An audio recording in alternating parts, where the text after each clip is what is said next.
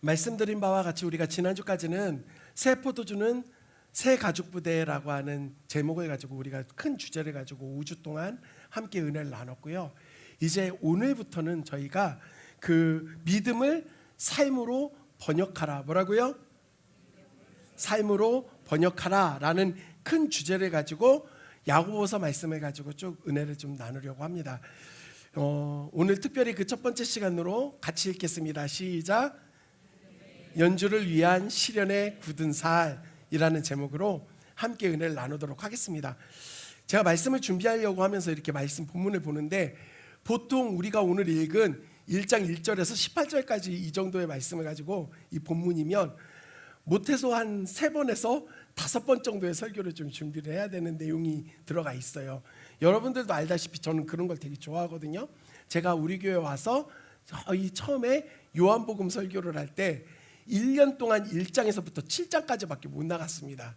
기억하실지 모르겠지만 저는 쪼개는 걸 참 좋아하는데 이게 제 만족을 위한 시간이 돼서는 안 되겠다는 생각이 들어가지고 함께 은혜를 나눌 수 있는 부분들을 좀 축약하고 잘 묶어서 우리 성도들이 은혜를 받으면 좋겠다는 생각을 해서 긴 시간 동안 하지 않고 우리가 좀 시리즈를 짧게 칠 수 있도록 제가 좀 준비를 하려고 합니다.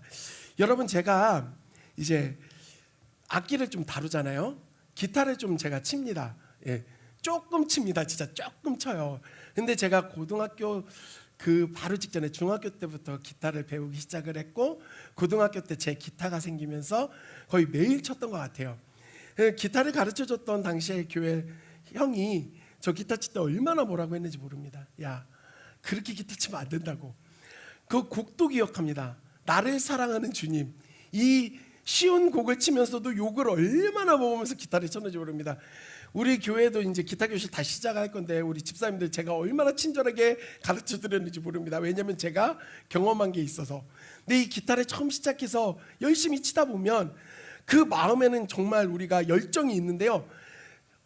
위기가 찾아옵니다. 언제 위기가 찾아오냐면 기타 줄을 꾹 누를 때 이 손끝이 아파오기 시작하거든요.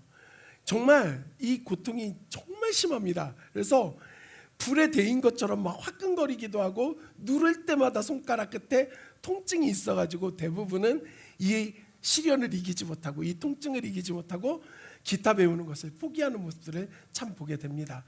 근데 재미있는 건 뭐냐면 그렇게 아픔의 시간들, 손끝이 너무 아리고 아픈 시간들을 지나다 보면 손끝에 굳은 살이 박이더라는 겁니다. 지금도 사실 저는 굳은 살이 박혀 있습니다. 종종 치기 때문에 그런 것 같아요. 근데 재미있는 것은 굳은 살이 박이고 나면 그 아팠던 통증이 많이 없어진다는 겁니다. 분명히 말씀드리지만 완전히 사라지는 건 아니고 이전처럼 불에 데인 것처럼 아프고 너무 아파서 못 칠 정도는 아니라는 거죠. 그런데 이 굳은 살이 박이는 데까지는 시간이 꽤 들더라는 겁니다. 여러분, 제가 기타 가르쳐 드리려고 이 얘기를 하는 게 아닙니다. 우리가 살아가다 보면 이렇게 큰 아픔과 고통, 우리가 기타를 배우면서 찾아오는 손가락 끝에 그 고통과 같은 시련이 우리의 삶 가운데도 찾아오더라는 겁니다. 그럼 이 시련을 마주했을 때 우리가 그 상황에서 어떤 태도를 취하는 것이 마땅한가에 대해서 함께 오늘 야고보서 1장 1절에서 18절까지의 말씀을 가지고 은혜를 나누고자 합니다. 여러분, 우리가 그런데 먼저 좀 생각해야 될 게 있습니다. 그것이 무엇이냐면 시련과 시험이라는 것에 대해서 좀 구분을 지어놔야 돼요. 무슨 말이냐? 시련과 시험이 있습니다. 그런데 큰 맥락에서는 이 시련과 시험이 누구로부터 오는 것인가? 이걸 우리가 알아야 됩니다. 하나님께서 우리에게 허락하시는 시련도 있고요, 시험도 있습니다. 테스트라고도 얘기하고요. 그 어려움들이 있습니다. 그리고 마귀가 우리에게 주는 시련과 그 유혹도 있습니다. 시험이 있습니다. 이 분명한 그 기준을 좀 정해놓아야 되고요, 규정을 지어야 됩니다. 그 다음 두 번째 뭐냐면 외부적인 시련과 시험이 있고요, 내부적인 시련과 시험이 있다는 것을 우리가 염두에 두어야 됩니다. 이러한 기준을 가지고 이러한 것을 규정해 놓고 오늘 말씀을 보시면 훨씬 더 도움이 됩니다. 여러분, 우리가 야고보서 말씀을 함께 나누려고 하는데 이 야고보서가 다들 알고 있지만 잘 안 읽혀집니다. 왜냐하면 이게 또 신약에 저 히브리서 다음 끝단에 있다 보니까 거기까지 가기가 어렵습니다. 그리고서 또 히브리서 말씀이 읽다 보면 쉽지는 않거든요. 대제사장이신 예수 그리스도에 대한 그 말씀을 읽고서 은혜를 받고 이 다음으로 넘어가는 게 아니라 여기까지 가기가 어렵습니다. 이 야고보서에 대해서 제가 짧게 말씀을 드릴게요. 여러분, 야고보서는 누가 썼을까요? 야고보가 썼겠죠. 그런데 문제는 뭐냐? 그 야고보라고 하는 이름이 흔해요. 예수님의 12제자 중에서도 야고보가 둘이나 있습니다. 누구죠? 예? 세데베의 아들 야고보. 그 다음 또요. 또 누구의 아들 있잖아요. 알베오의 아들 되는 야고보도 있습니다. 그런데 이 본문 우리가 읽은 야고보서는 그 두 사람이 썼다고 보지 않습니다. 예수님의 형제 야고보, 예수님의 친형제가 썼다라고 말합니다. 여러분, 우리가 그 복음서를 보면은요, 야고보, 예수님의 형제들이 예수님 미쳤다고 붙잡으러 왔던 사건도 있습니다.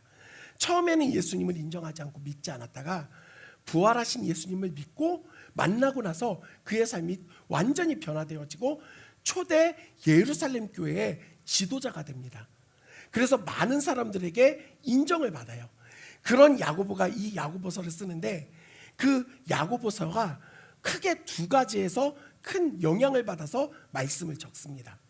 첫 번째 영향을 받은 게 어디냐면 마태복음 5장에서부터 7장까지 이르는 이른바 예수님이 산 위에서 많은 사람들을 가르쳤던 산상수훈의 말씀에 기초를 두고 있고요. 또한 또 하나는 잠언서 1장에서부터 9장까지 말씀을 가지고 이 기준을 가지고 그것을 염두에서 이 말씀을 기록했습니다. 그래서 야고보서의 별명 중에 하나가 신약의 잠언서다라고 표현을 합니다. 제가 이 말씀을 드리는 이유가 있습니다.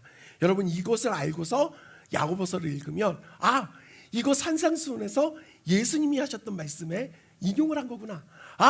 이거 잠언서 내용을 가지고 왔구나. 이렇게 알 수가 있습니다. 어찌되었던 간에 야고보서의 개론만 해도 1시간을 좋게 넘어서 이야기를 해야 되기 때문에 단순하게 제가 짧게만 말씀을 드렸습니다. 어찌되었던 이 야고보서가 그런 기준을 가지고 쓰여지는데 그 첫 1절이 이렇게 시작됩니다. 다 같이 읽겠습니다. 시작.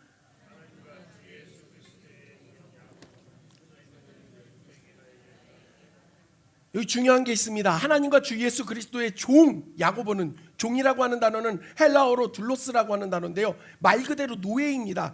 그런데요, 이 제자들이 자기를 노예라고 표현하는 게 아니라 자기의 지위가 아닌, 직분이 아닌 어디에 소속되어 있는가를 분명하게 제시할 때 이 표현을 씁니다.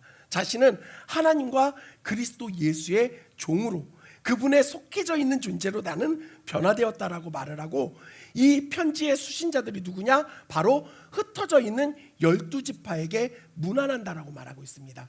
흩어져 있다, 디아스포라. 이 사람들이 누군가 하면요, 스데반 집사님이 설교를 하고 순교를 당하면서 교회와 그리스도인들에 대한 엄청난 박해가 일어납니다.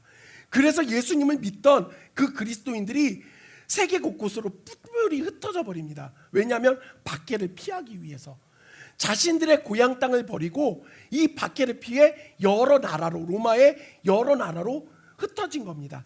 이 사람들에게 이 편지를 쓰고 있는 겁니다. 예루살렘 안에서도 고난을 당했던 사람들인데 정말 그냥 전혀 알지도 못하는 외국 생활을 다시 또 시작한다라고 한다는 그 삶이 쉬웠겠습니까? 어려움이 있다라는 거죠. 이 수신자들의 삶 가운데는 너무나도 큰 어려움들이 있었습니다. 시련이 있었고 시험이 있었다라는 겁니다. 그래서 이 첫 인사를 시작으로 해서 그 다음에 이 야고보가 그 성도들에게 뭐라고 이야기하는가? 2절 다 같이 읽겠습니다. 시작. 내 형제들아, 너희가 여러 가지 시험을 당하거든 온전히 기뻐하라. 여러분, 여기 중요한 게 있습니다. 여러 가지 시험이라는 겁니다.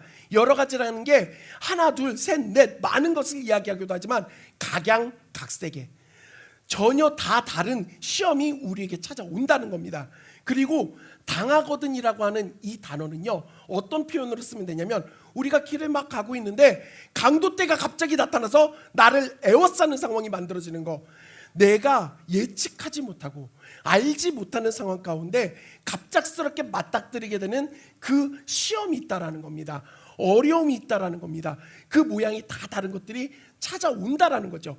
그리고 실제 많은 성도들이 그 당시에 이러한 시험을 당하고 있었습니다. 그리고 이것은 더 나아가 이 시대를 살아가고 있는 저와 여러분에게도 동일하게 일어나는 문제입니다. 큰 어려움 겪고 나서 이제 해결됐다, 다행이다 하면 어떻습니까? 또 더 큰 어려움이 찾아옵니다.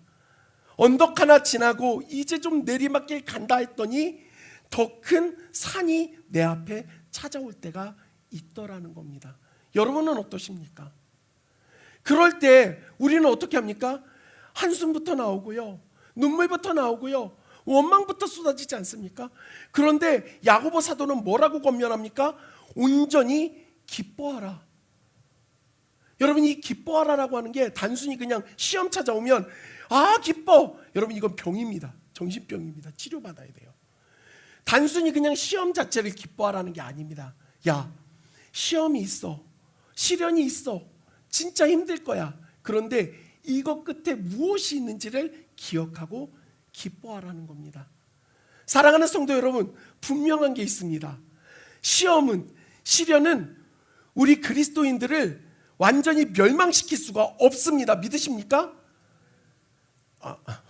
왜 아멘 안 하십니까? 시험과 시련은요, 마귀가 주는 것이든 하나님이 주시던 간에 이것이 우리를 멸망시킬 수 없다라는 거예요. 우리를 성숙하게 만들고 성장하게 만듭니다. 할렐루야. 그래서 그것을 알고 온전히 기뻐하라고 야고보 사도는 권면하고 있습니다. 그리고 나서 3절에 이는 너희 믿음의 시련이 인내를 만들어내는 줄 너희가 알미라. 너희의 그 시련이 너희에게 인내를 만들어낸다라는 겁니다. 제가 이 인내라는 표현 볼 때마다 웃음이 먼저 나오거든요. 제 친구 목사가 자기가 아이를 낳으면 그 아들을 낳으면 인내라고 짓고 딸을 낳으면 인정이라고 짓는다고 저한테 맨날 얘기했어요. 문제는 뭐냐면 얘가 노씨예요. 그래서 노인네 노인정이 돼가지고 맨날 이거밖에 웃자고 얘기를 했는데 다들 그런 친구가 있는데 이 얘기할 때마다 그래서 저는 인내만 생각하면 그거밖에 생각 안 납니다. 그런데 인내라고 하는 단어가 되게 재밌습니다. 헬라어 이 인내라는 게 뭐냐면 정말 무거운 짐 밑에 일부러 들어가서 버티는 걸 말합니다. 도망치는 게 아니라 일부러 그 밑에 들어가서 견뎌내고 버텨내는 겁니다. 그게 인내예요. 여러분, 그러니까 중요한 게 뭐예요? 선택적이라는 겁니다. 능동적이에요. 내가 들어가 버텨내는 거예요. 어쩔 수 없이 끌려 들어가가지고 도망치고 싶은데 묶여있어서 못 가, 이게 아니라 내가 결단해서 거기에 들어가 시련이 있어도 끝까지 인내하고 견뎌내는 거, 이걸 표현하고 있습니다. 그리고 이것으로 인해서 우리가 어떻게 된다고요? 영적으로 성숙하고 성장하게 됩니다. 할렐루야. 그래서 저는 이 모습을 보면서 무엇이 생각났는가? 운동선수들이 생각이 나는 거예요. 운동선수들이. 그 다음 4절의 말씀 보면 같이 읽겠습니다. 시작. 조금도 부족함이 없게 하려 함이라. 인내를 온전히 이루라는 겁니다. 너희가 이걸 이뤄내야 된다. 이것을 통해서 너희가 어떻게 되는가? 구비하여 조금도 부족함이 없게 한다. 빠지는 것이 없도록, 그러니까요, 우리로 하여금 점점 더 성장하고 성숙하게 만들어 준다는 사실입니다. 사랑하는 성도 여러분, 그래서 제가 조금 전에 말씀드린 것과 같이 시험이 우리를 절대로 망가뜨리거나 멸망시킬 수 없다라고 말씀을 드린 겁니다. 시련과 시험은 오히려 우리를 성장시킵니다. 오히려 우리를 하나님과 더욱더 가깝게 만들어줍니다. 저는 그래서 어려움이 찾아올 때 진짜 힘들 때가 있죠. 왜 없습니까? 사람인데. 그러면은요, 제가 이게 하나님이 나에게 주시는 테스트라고 하는 것들로 생각이 될 때는 기도합니다. 하나님, 지혜 주셔서 이것을 잘 이겨내고 하나님도 나에게 해주세요. 근데 또 마귀가 주는 시험과 시련이 있을 때가 있습니다. 그러면요, 죄송합니다. 제가 마귀한테 하는 말이니까 저는 존칭을 쓰지 않습니다. 여기서도 제가 마귀한테 목사라고, 마귀님 이런 행동은 좋지 않은 것 같습니다. 저에게 이렇게 하지 마십시오. 하지 않습니다. 야 마귀야, 네가 생지랄을 해봐라. 내가 넘어지나. 네가 이렇게 할수록 나는 하나님 더 찾을 거고 하나님이 오히려 나를 더 굳건하게 해주실 거야. 제가 그렇게 싸웁니다. 사랑하는 성도 여러분, 이게 중요합니다. 분명한 것은 무엇이냐면 이 모든 시간들을 통해 하나님이 우리로 더욱더 준비시키시고 구비시키시고 부족함이 없는 존재로 만들어주시는 성숙으로 이끌어주신다는 사실입니다. 그 은혜를 믿으시기 바랍니다. 그러면서 바울이 이것에 대하여서 12절에 뭐라고 이야기하는가? 갑자기 12절로 가는 이유가 있습니다. 이 전절의 것들의 모든 그 끝이 여기에 있습니다. 시험을 참는 자는 복이 있나니 이는 시련을 견디어낸 자가 주께서 자기를 사랑하는 자들에게 약속하신 생명의 멸류관을 얻을 것이기 때문이라. 사랑하는 성도 여러분, 시련이라는 단어, 이게 뭐냐면요, 금속을 용광로에다 집어넣고 그 모든 불순물을 다 제거하고 이제 정말 깨끗한 순도 100%의 그 금속만 남게 하는 재련의 과정을 말합니다.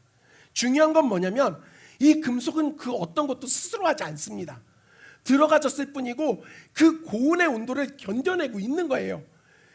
그리고 이 주인이 그 모든 과정 안에서 그것을 부어내고 두드리는 과정을 통해서 이 좋은 결과물이 나오게 된다는 겁니다. 제가 운동이라는 표현, 훈련이라는 표현을 썼던 이유가 여기에 있습니다. 그런데 여기에서 생명의 멸류관이라는 표현이 당시 로마 시대에 올림픽이 있었거든요. 그 올림픽에서 수상하는 자들에게 멸류관을 씌워줬습니다. 이것이 오늘날 올림픽에서 금은동 메달을 달아주잖아요. 그죠? 그런데 세상의 그 기준 안에서는 1등, 2등, 3등이 있습니다. 그래서 제일 잘하는 사람이 그 상을 받고 모든 영광을 독식하지요. 하나님의 이 멸류관은, 생명의 멸류관은 1등, 2등, 3등이 없습니다. 재련의 모든 과정, 시험과 시련의 과정을 견디어내고 참아내는 모든 사람들에게 동일하게 주어집니다. 할렐루야. 믿음은요, 신앙은요, 하나님의 은혜는 특별히 잘하는 사람 몇 사람에게 집중되지 않습니다. 모든 견디어내고 참아내고 하나님을 붙잡는 성도들에게 동일하게 그 생명의 멸류관을 하나님께서는 허락해 주신다는 겁니다. 잘하고 못하고가 중요한 게 아니라 잘 견디냐 못 견디냐, 이 차이밖에는 없습니다. 끝까지 견뎌서 생명의 멸류관을 받는 우리 수정교회 사랑하는 모든 성도님들 되기를 주님의 이름으로 축복합니다. 그러면서 야고보는 말합니다. 너희 중에 누구든지 지혜가 부족하거든 모든 사람에게 후해 주시고 꾸짖지 아니하시는 하나님께 구하라. 그리하면 주시리라. 여러분, 우리가 시험과 시련을 이겨내는데, 견뎌내는 게 무엇이 필요할까요? 지혜가 필요합니다. 지혜. 이 시련을 통해 하나님께서 나에게 원하시는 게 무엇일까? 이것을 깨닫는 게 지혜입니다. 지혜가 있어야 시련을 이겨낼 수 있습니다. 마귀가 주는 시험이면 절대 넘어지면 안 된다, 넘어가서는 안 된다 하는 그 마음이 있어야 돼요. 그리고 하나님이 나에게 주시는 테스트라고 한다면 주님 손 붙잡고 끝까지 견뎌낼 수 있게 해주세요 하는 그 과정이 우리에게 필요하다는 겁니다. 무엇을 통해 그걸 할 수 있는가? 지혜를 통해 할 수 있는데 이 지혜가 모든 사람에게 부족해요. 없습니다. 그런 지혜가 우리에게는. 그래서 없으니까 끝이지 않으라 뭐라고 이야기합니까? 부족하거든 모든 사람에게 후히 주시고 꾸짖지 아니하시는, 모든 사람에게 다 주신다는 겁니다. 부족한 모든 사람들에게. 세상의 모든 것들은요, 한계가 있어요. 양이 정해져 있다는 겁니다. 그래서 퍼주고 싶어도 주다가 없으면 못 주는 거예요. 예전에 급식 먹을 때 소세지 반찬이 그렇게 좋은데 뒤에 가면 야채밖에 없어요. 피망밖에 안 남는 겁니다. 왜? 배식 다 하고 나면 영원하지 않으니까 어쩔 수 없어요. 처음에 많이 줘서. 그런데 하나님은 그런 게 없어요. 계속 주실 수 있는 분이세요. 한계가 없으십니다. 할렐루야. 그리고요, 뭔가 좋은 걸 주는 것도 한두 번이잖아요. 이거 주세요. 여기. 이거 주세요. 여기. 또 주세요. 이거. 여러분 한 5번까지는 참을 수 있어요. 그 다음 어떻게 하면 그만 봐! 안 돼! 몇 번을 하는 거야. 사람은 다 그렇습니다. 자식이라도 자꾸 하면 야 이제 안 돼. 더 이상 못 해줘. 그런 마음이 오지 않습니까? 그런데 하나님은 그게 있을까요? 없을까요? 꾸짖지 않는다는 게 그거예요. 우리가 여러 번 얘기하고 아무리 반복해서 해도 절대로 하나님은 질려서 난 이제 더 못 줘 하시는 법이 없다라는 겁니다. 그리고 나서 보십시오. 하나님께 구하라 그리하면 주시리라. 마태복음 7장에 예수님이 주셨던 그 말씀이죠. 구하라 그리하면 하나님께서 주신다는 거죠. 찾을 것이요. 사랑하는 성도 여러분, 우리가 받지 못하면 구하지 않아서 못 받는 거예요. 우리의 연약함을 하나님 모르시지 않습니다.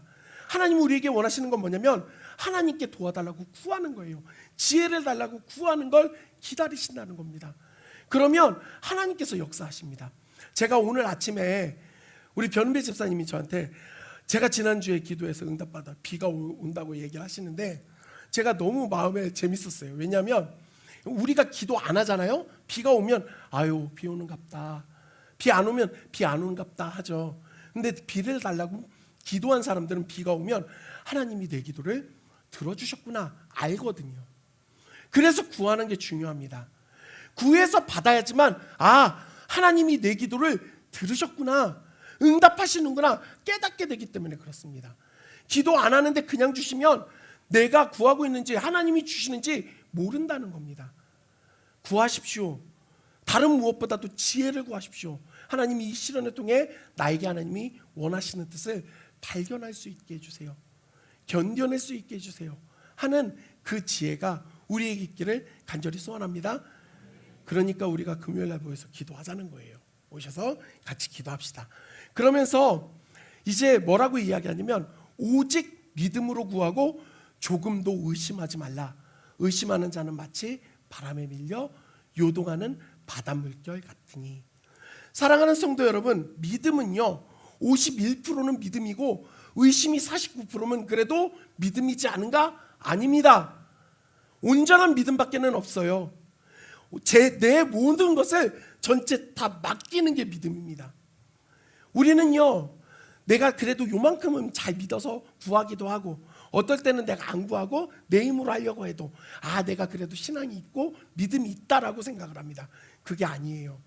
전적인 하나님을 향한 신뢰와 그 의뢰가 필요하다는 겁니다. 그러한 믿음이 없는 사람, 조금도 의심하지 말고 구해야 되는데 그러지 못하는 사람, 이거 될까? 이거까지 해주실까? 여러분 우리 기도할 때 솔직히 그런 마음 있지 않습니까?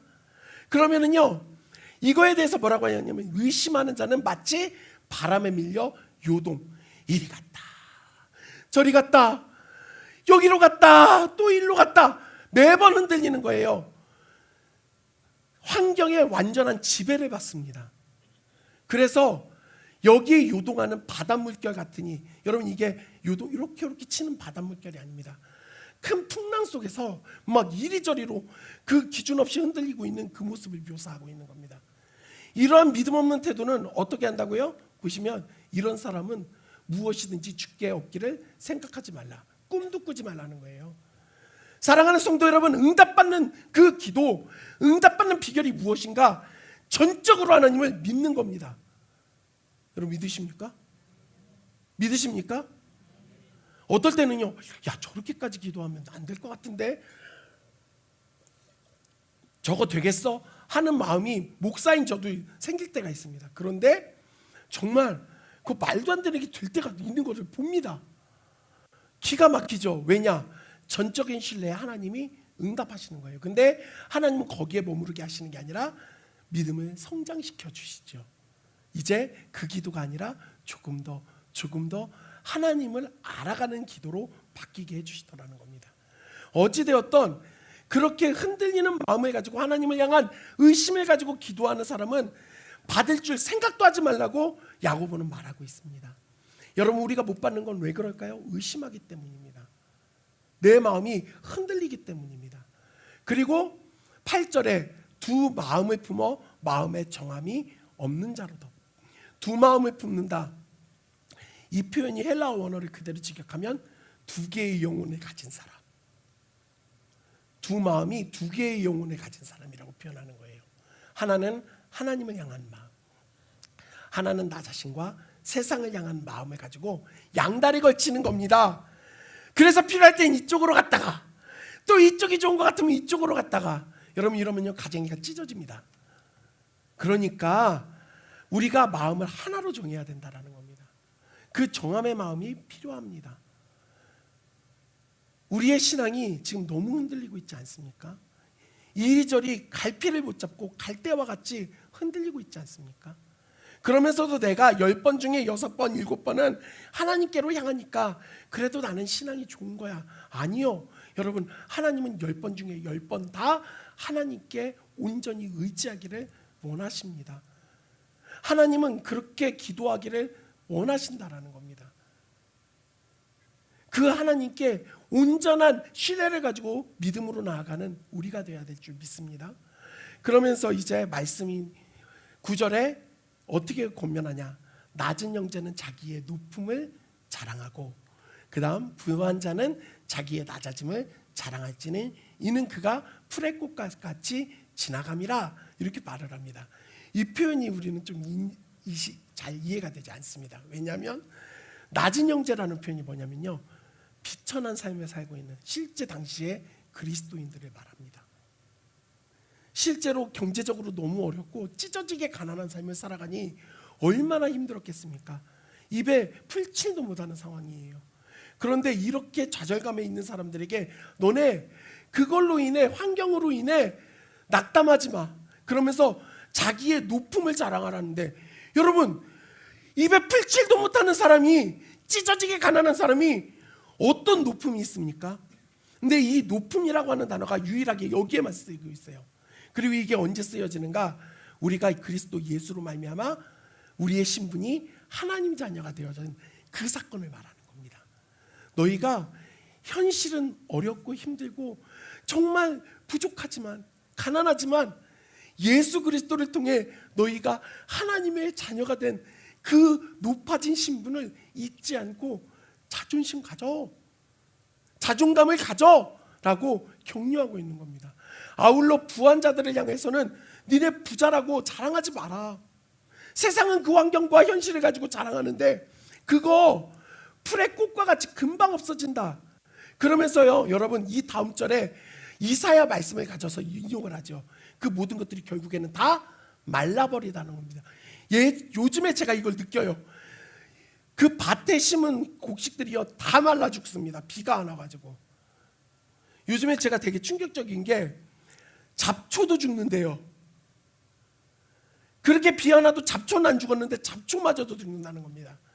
여러분, 우리가 이 세상에서 정말 부하고 많은 것들을 가지고 있어도 이게 영원할 수가 없다라는 겁니다.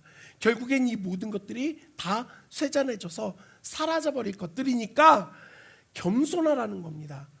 환경에 가지고 우리가 환경의 지배를 받아 작아지거나 환경의 지배를 받아 교만해지거나 이게 아니라 주님을 기억하고 이것이 영원하지 않다라는 지혜를 가지고 겸손함의 자세와 그리고 그 자존감을 가져야 된다라고 야고보가 말하고 있는 겁니다.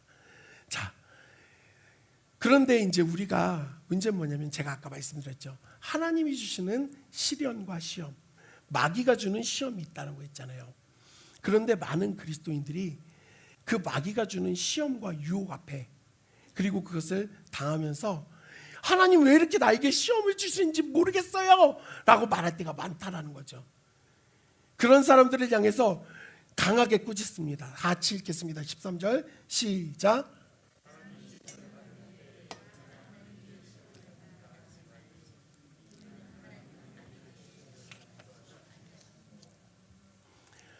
사람이 시험 받을 때 내가 하나님께 시험을 받는다 하지 말지니 이는 하나님은 악에게 시험을 받지도 아니하시고, 그 다음이요, 친히 아무도 시험하지 아니하시느니라. 여러분 이거 말씀 잘 기억하셔야 됩니다. 먼저는요, 마귀가 하나님을 시험할 수가 없어요.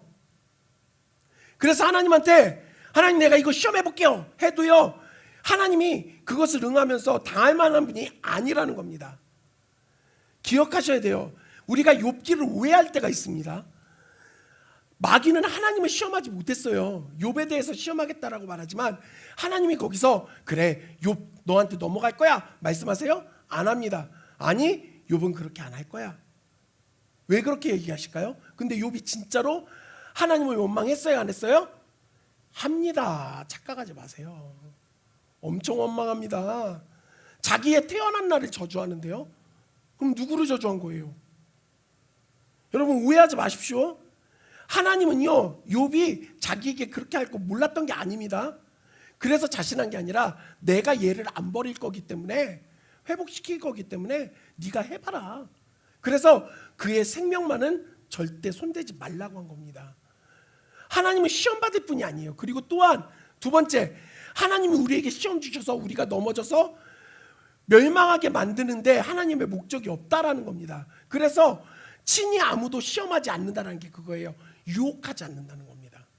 하나님이 우리에게 뭔가 유혹을 해서 우리가 이거 넘어가면 아이고 넘어왔으니까 땡 탈락 끝 넌 버려졌어. 하나님은 절대 그런 분이 아니십니다. 사랑하는 성도 여러분, 하나님이 우리에게 테스트를 줄 때가 있어요. 시험을 줄 때가 있다고요. 그런데 우리가 항상 성공합니까? 못해요. 넘어지면 버림받습니까? 아니에요. 하나님은 그런 우리의 그 망가지고 흩어진 것들을 다 다시 다듬어서 보듬어 안으시고 다시 세워주시는 분이세요. 믿으십니까? 그러니 하나님은 우리를 절대 유혹하는 분이 아닙니다. 그런데 우리는 자꾸 세상의 유혹 속에, 마귀가 주는 유혹 속에 넘어가면서 하나님이 나를 시험하신다고 말합니다. 그거 잘못됐다는 거예요. 그러면서 뭐라 말합니까? 오직 각 사람이 시험받는 것은 자기 욕심에 끌려 미혹된다라는 겁니다. 이거 쉽게 설명해 드릴게요. 여러분, 그 낚싯바늘에다 미끼 꼬고 물에다 던져놓고 기다리고 있잖아요. 이렇게 채비를 하면서. 그러면은요 물고기 앞에 먹음직스러운 먹이가 왔다 갔다 하는 거예요. 살아있는 것처럼. 그러면 저 먹을까 말까 먹을까 말까 하는데 욕심이 와요. 먹어야 되겠다. 이 미끼, 미혹하게 하는 게 그 미끼입니다. 마귀가 우리에게 던져놓고 우리가 그것을 덥석 물면 그것이 우리 안에 들어옵니다. 그 유혹과 미끼가 우리가 욕심 가운데 먹게 됐을 때 어떤 일이 일어나는가?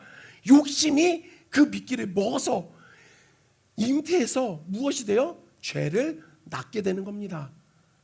하나님은 우리를 죄악 가운데 절대로 버리시는 분이 아니에요. 그 미끼는 마귀가 우리 앞에 흔들고 있는 거예요. 그럼 우리는 어떻게 해야 돼요? 안 먹어야 되죠. 그런데 얼마나 맛있어 보입니까?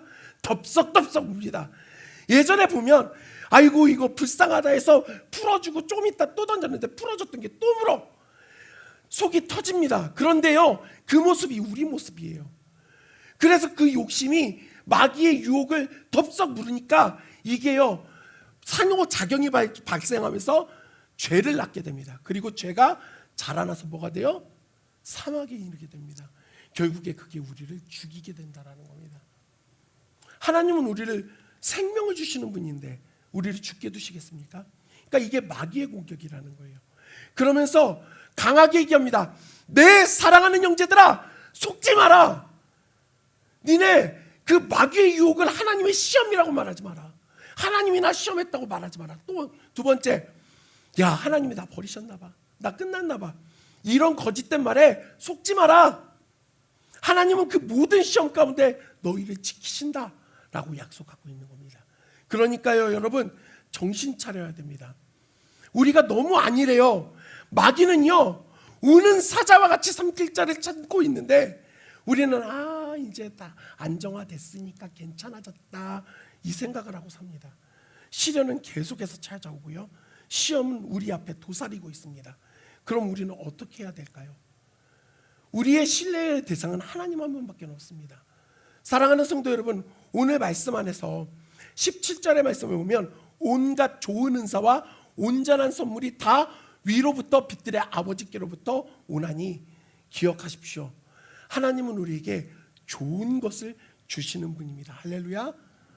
할렐루야. 저 이제 말씀 정리할 거예요. 오늘의 시간이 조금 길기도 하지만 저희가 좀 딜레이가 됐어요. 그러니까 이해해 주시고요. 제가요 하나님이 우리에게 좋은 것 주신다라고 하는 건 내가 즐거운 것을 주신다는 게 아닙니다. 내가 원하는 것을 주신다는 게 아니라는 거예요. 제가 이번에 휴가 기간에 잠깐 논산에 다녀왔습니다. 부모님께 인사도 드리고 하는데, 지난주에 저희가 예배 드리는데 마이크가 좀 이상해가지고 좀 톤이 조금 많이 이상했습니다. 그걸 듣고 어머니 아버지가 저거 목이 안 좋아서 저런 거요 라고 마음에 결단을 하시고, 이번에 갔더니 내가 이번에 수세미를 많이 심겠다는 겁니다. 수세미 수액을 받아서 그걸 마시면 그렇게 좋대요. 여러분, 저는 그걸 먹어본 적이 없지만 확실한 건 압니다. 맛이 없을 거라는 걸. 근데 보내주시면 어떻게 합니까? 먹어야죠. 여러분 보십시오. 부모님이 나에게 수세미 원액 필요하시면 저한테 말씀하세요. 나눠 먹을 그 마음이 있습니다. 수세미 그 수액을 받아서 주는 게 좋은 거죠. 근데 제가 맛있어요? 맛있는 건 아니죠. 하나님이 우리에게 주시는 건 항상 선하고 좋은 거지만 내가 원하는 것과는 다를 수 있다는 걸 우리가 알아야 됩니다. 그러면서 오늘 말씀의 마지막 절이 너무나도 다가옵니다. 여러분, 우리 마지막 절 다 같이 성경 찾아서 읽겠습니다.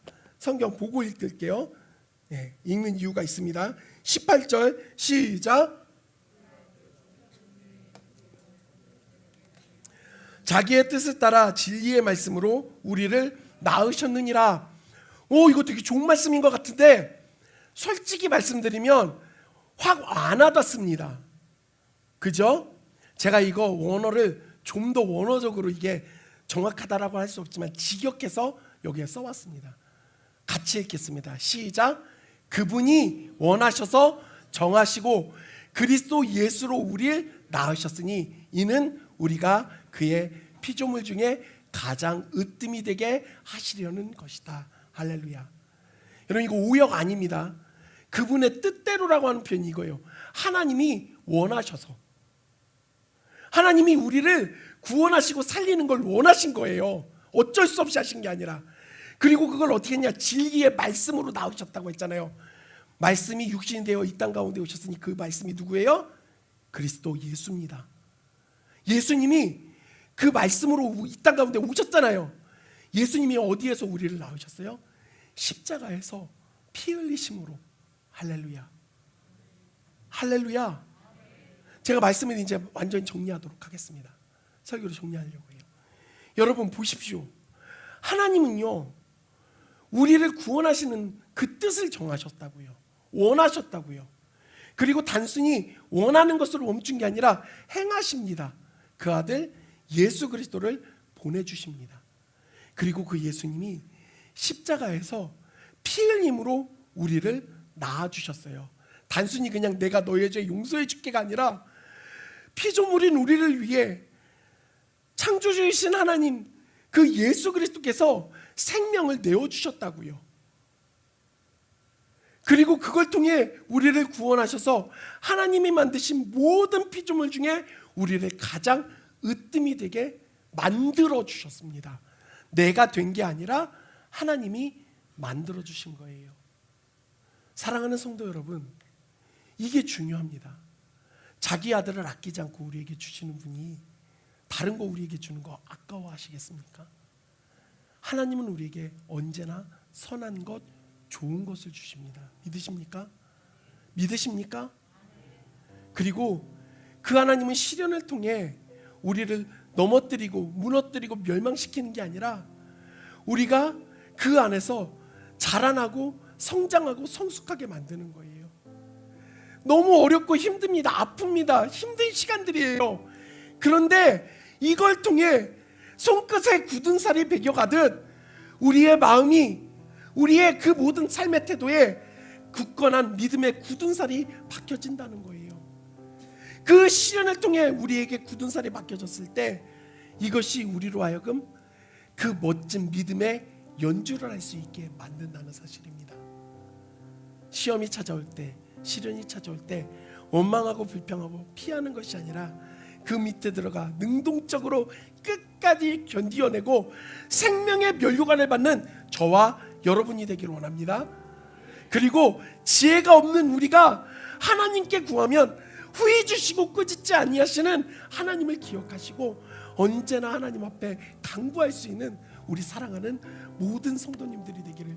그래서 그 굳은 살을 가지고 믿음의 멋진 연주를 할 수 있는 우리 모두가 되기를 주님의 이름으로 간절히 축원합니다. 우리 이 시간에 말씀을 기억하시고